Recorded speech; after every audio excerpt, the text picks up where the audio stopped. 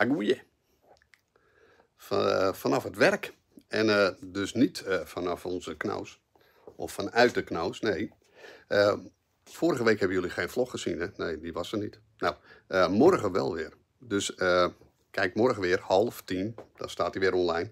En ben je nog niet geabonneerd? Nou, maak jezelf even abonneren. Dat kan hieronder volgens mij, in ieder geval in de gewone vlogs.